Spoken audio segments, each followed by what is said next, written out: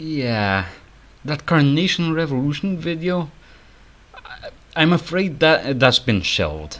Maybe forever. I just couldn't do it. My videos, for better or worse, are structured sort of like a narrative.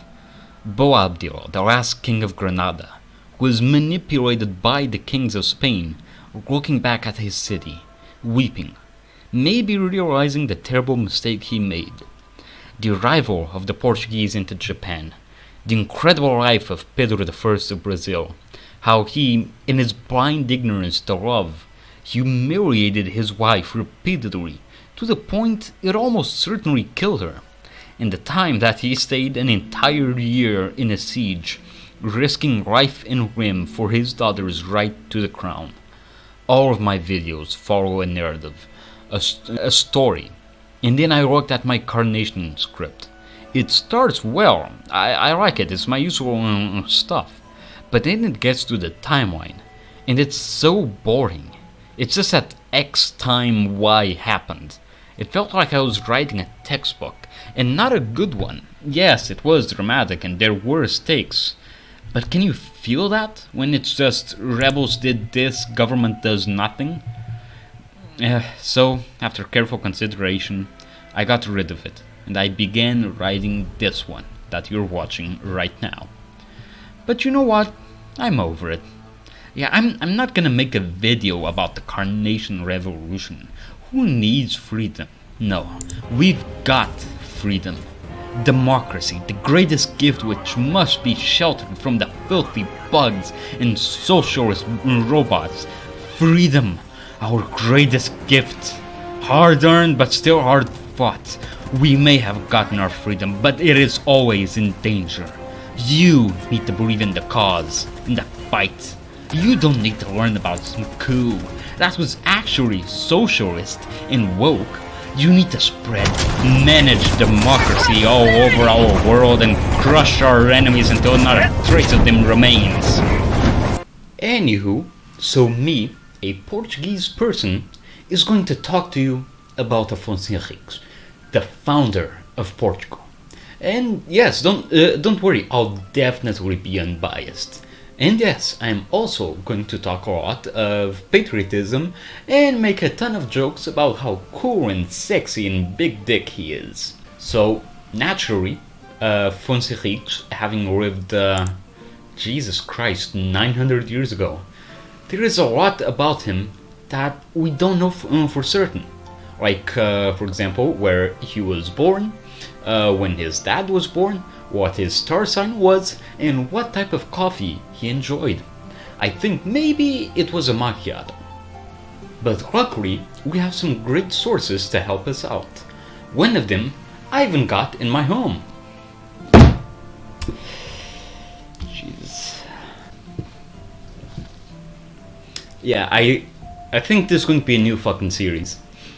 Afonso's father was Henrique of Burgundy, and his mother was Teresa of Lyon, and she was the bastard daughter of the king Afonso VII of Lyon. And Afonso, well, he was born in we don't really know. This is off to a bad start. I'm talking about where he was born, but we already have a knot in front of us. So, the commonly accepted narrative is that Afonso was born in Guimarães, a fact that the people of the city love, and there is merit to this narrative. Guimarães was the cultural center of the county of Portugal, so it's fair to assume that his parents spent considerable time there, and also did the dirty in time for him to be born in the city. This claim of Guimarães was made in the Chronicle of 1419, the first historical book talking about the reign of the first 7 kings of Portugal. A book which we don't really know who wrote. Some people have said Fernão Lopes, but you know, if the mailman isn't the one climbing into bed with me at night, then it wasn't Fernão Lopes. I'm sorry. It wasn't until the 1990s that the historian Torquato de Sousa Soares said that he wasn't born in Guimarães, but Coimbra. Sure, it was also an important center during the reign of his parents, but a third historian, Almeida Fernandes, later proposed that Afonso was actually born in Viseu. So you got three different spots, this according to a different chronicle, the Chronicle Lusitanum, which was published in the 18th century and apparently written in the beginning of the 12th century. Now, at first I was inclined to dismiss the Chronicle out of hand due to that fact. It was written when Afonso was alive and spent centuries in editing until it was published in Spain in the 18th century. But the book I have by Greg Matos presents a very strong argument in favor of him being born in Viseu. Basically, it's that Teresa of Lyon spent many years in the city due to several factors, such as a small component of knights based in Viseu who had been sworn to her, and also her allegiance with old family members of the Leonese royal family, who had set up shop in Viseu rather than their kingdom proper. So the claim by the chronicles, backed by Almeida Fernandes, has genuine merit. She spent a good while there, a while that suspiciously lines up with Afonso's birth date. But that's the thing, we don't really know for sure. One day there will be a perfect facial reconstruction technology that we'll use on his nearly dusted skeleton, and we'll find out that he actually had a tattoo saying how much he loved sucking dick in his home city of Seville, or something like that. So, a little baby boy was born to the Counts Teresa and Henrique of Burgundy. Afonso was born at a very particular time for the Reconquista, a time where the Moorish powerhold over the peninsula had all but disappeared, and a precarious balance was now in place, a balance which was shifting rapidly to the side of the Catholic Iberians. It's to this atmosphere of religious fervor against the Muslims that Afonso Henriques was born. His grandfather was the King of Lyon, a man who had called himself the Emperor of Hispania, as he ruled over basically the entirety of Catholic Iberia, and he had also dominated the Muslim Taifa kingdoms, forcing them into the pariah system.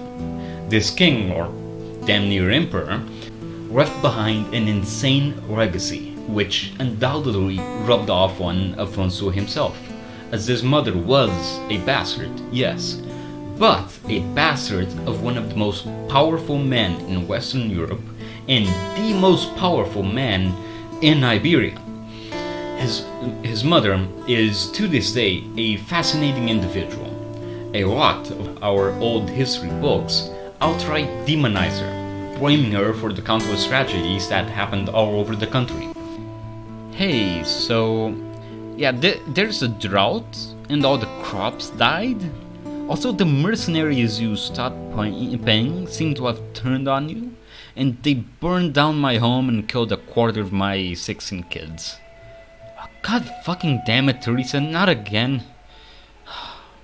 I know, she's just the worst, isn't she? Guards, kill this thing that just spoke to me. We can't really say what type of woman she was. Again, historical accounts have had a habit of making her out to be a total bitch. But I have some interesting things to tell you. She, in a sense, is the real founder of Portugal.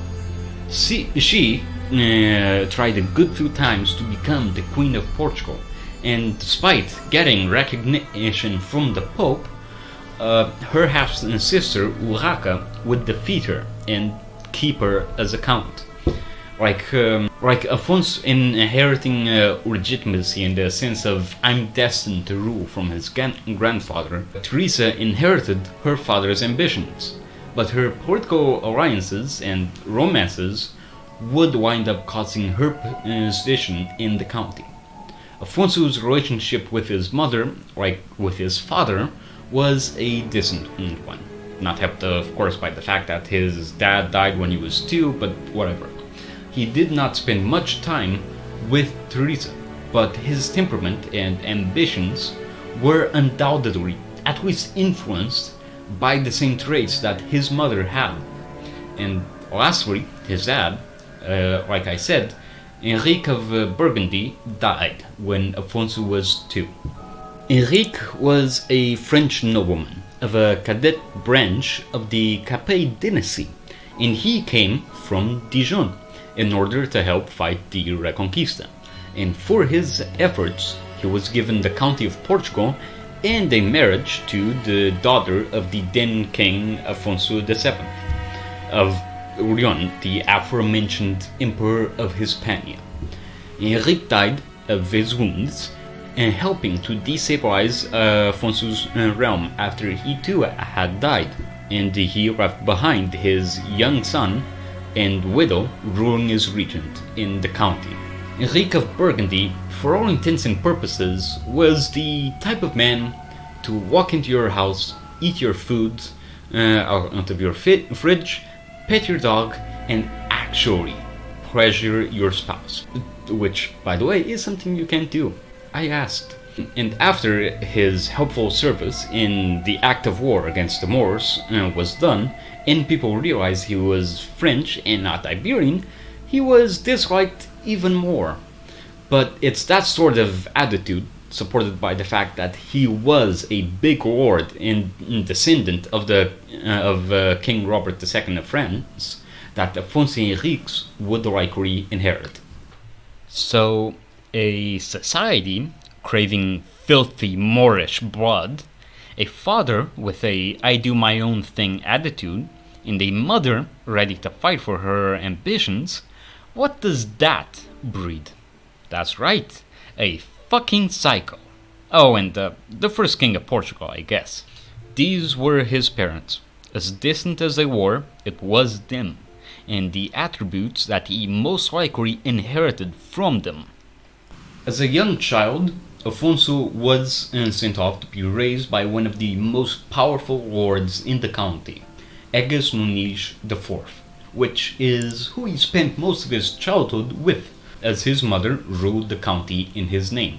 This earned Egas the nickname of the Tudor, and also a rumor that Afonso was actually the real son of Egas and not Teresa.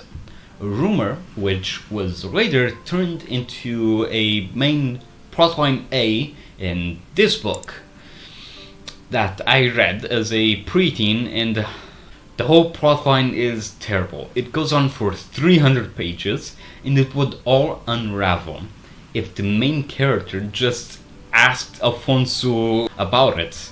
Like half the book is just the protagonist internally screaming to himself, "Oh my god, what if I am Afonso and my best friend Afonso is actually me?" And then literally 20 pages from the end, he finally tells Afonso about the rumor, and Afonso just laughs in his face. And also, I get that this is historical fiction, but you could show these characters some basic fucking respect. Like, Christ, dude. And also hide your sex-crazed fantasies a little better. Jesus.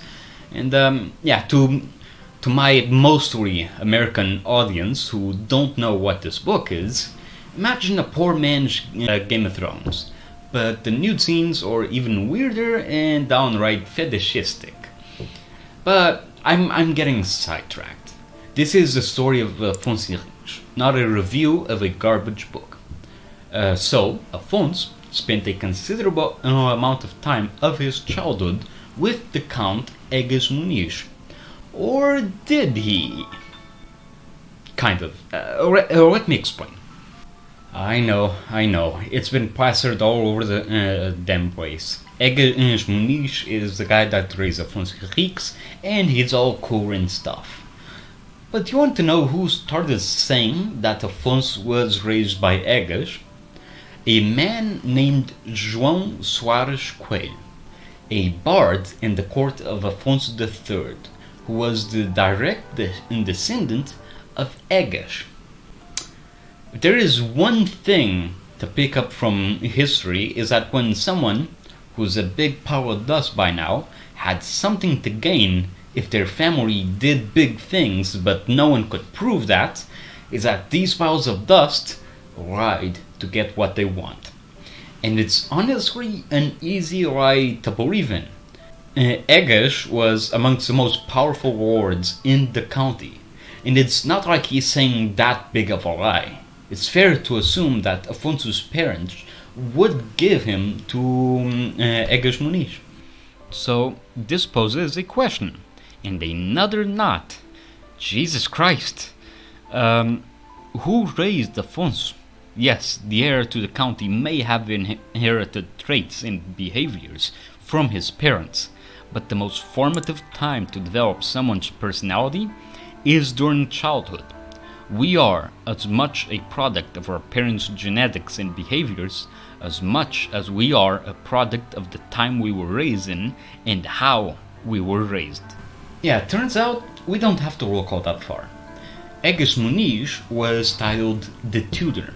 He had one of the largest territories in the county, but according to Matoso, whose homework we're copying, Egesh was the middle child to a family of 3, and his senior was Hermígio Muniz.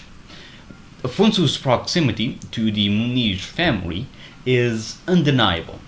Egesh's wife would be the nanny for the king's daughter and possibly even Sancho I, or our second king.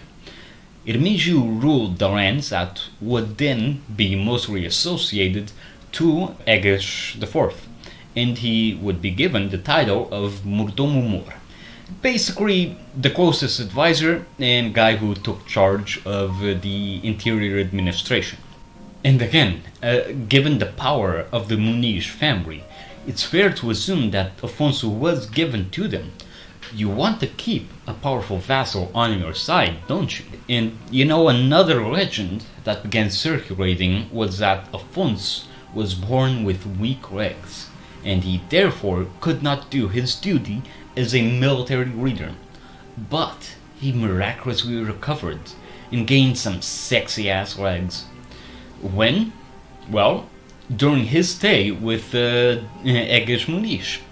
And when did this legend circulate, you may ask? Well, it did so during the 13th century, the same time as João Soares Coelho was around. So not only does this encourage the typical divine right to rule shit, but it implies that somehow Egesh Muniz helped his recovery. So, while yes, Afonso lived in the Muniz home, he did so under the tutelage of Hermígio Muniz, not Egesh. I'm almost done talking about the segment, but I just want to show you one last thing. Egesh Muniz took charge of his family's household in 1135. Afonso Henriques was born somewhere between 1106 to 1119, which would have made him at least in his early 20s by then, still living with Egesh, but obviously having finished his education. João Coelho kinda struck gold with his lie. Hermígio, regardless of how long he lived, can't have done all that much. Every site I've visited regarding the Muniz family at this time gives just a passing mention of Hermígio or nothing at all. It's kind of insane. But regardless, in his 20s, Afonso Henriques completed his training, an expert warrior and a strategist devoted to the Reconquista. His close proximity to a chapel in his youth also led to him being quite religious as well. And he looked around at what his mom was doing, and he noticed that everyone fucking hated her. Now, there's a good amount of context that I'm going to be skipping here, primarily related to conflicts within the Kingdom of Leon between pro-French factions, of which Afonso's father was the leader of, and a traditionalist Iberian faction. Because A, I don't find that conflict particularly interesting, and I don't believe it adds a whole lot of context to Afonso's early years of rebelling against his mother, but it is worth noting that due to this internal conflict, the power of the Leonese monarchy basically collapsed. But we have a very interesting question in front of us. What did she do to have all the nobles of the county turned against her?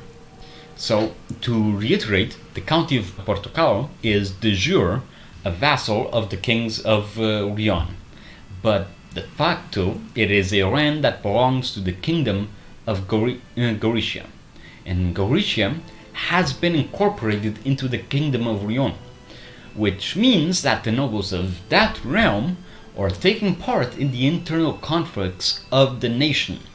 Most importantly for this video, the Counts of Trava.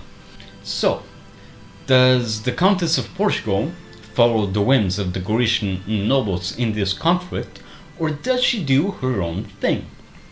The nobles in Portugal and Galicia have had a rivalry lasting for nearly 100 years at this point, centered mostly between the cities of Braga and Compostela, two religious centers in the area and with opposing archbishops ruling them. João ruled in Compostela and the Galician religious center. He had been trying to expand his influence into Portuguese territories for a good while now, and he managed to appoint a friendly bishop to Porto, a Frenchman by the name of Hugo. This religious conflict goes back and forth, and the Archbishop of Braga loses power to his Galician rivals and petitions the Pope successfully to get it back, and the Counts of Trava, or another matter, gaining the favor of the Queen of Leon, Urraca, before turning on her and nearly being defeated by a punitive expedition led by her. But he was joined by Teresa, the mother of Afonso Henriques, and together they defeated Urraca and surrounded her at the castle of Sobroso, and the Travas and Teresa began working together, and also having an affair together. With the Travas, now some of the strongest families in the kingdom, in governing parts of the county of Portugal, the noblemen began to turn against Teresa. But that was not all of it. This Luso-Galician coalition had won a big victory against their fellow Catholics. But technically, there was a war going on with the Moorish territories to the south. The city of Santarém had fallen to the Almoravids at 1111. And just 5 years later, the Almoravid Sultan had launched a massive expedition, leaving from the conquered town. Miranda do Corvo was burned and sacked. Soro was abandoned by the Catholics and promptly sacked and burnt. The Moors were now approaching Coimbra on the 7th of July, 1116. This is where the Countess, or I guess Queen of Portugal, was located. Now, I talked about this way back when in my Reconquista series, but every time the Almoravids sent a big fuck-off army north, the sultans would immediately turn around and flee the moment they heard of any sort of reinforcement. And what I said then is real now. The Moors tried several times to attack the city, but they failed every time. And now this may shock you, because you're not a cool guy who fucks, you know, like me. But getting attacked by an opposing nation is bad. Yeah, I know. Even if the invasion fails, a war tends to lead people to take advantage of the situation, or just leave them upset at whatever authority figure is in charge. And, as a side note, it also seems to have brought into the county even more Galician nobles, which our Portuguese noblemen, with their welcoming mindset, proved that 100% don't ask. This rivalry kept going for some years. The Archbishop of Compostela even got some incredible wins, which, to oversimplify them, was basically the Pope saying, okay, so we're putting you in charge of every church lands from your home to the Douro River, some, 100 miles from you, which I know you know where it is, but just in case there's a weird magical metal box recording us in the corner, is right smack dab in the county of Portugal. How's that sound? Oh, I humbly accept your offer, and I'll do my best to make sure that we spread the word of God in those lands. Hey, fucker, it's my word you're spreading. The Pope basically gave the Archbishop of Compostela, João Mires, what he wanted. The Archbishop of Braga still ruled, but with massively diminished power when compared to Compostela. And to make matters worse, he turns on Teresa and the Count of Trava, Fernão Pérez de Trava, and convinces Urraca to march with him against the two. This looks like a defeat, right? This is where Afonso maybe rises up and beats everyone into submission, right? Nah, he's still chilling with Egas and his bro. And this wasn't even a defeat for Trava or Teresa.